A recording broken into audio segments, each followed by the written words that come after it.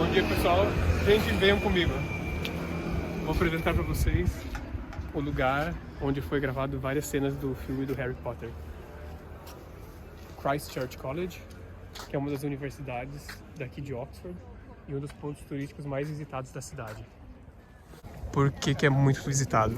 Porque aqui foram gravadas cenas do filme do Harry Potter e muitos dos fãs do Harry Potter vêm aqui para poder visitar esses locais.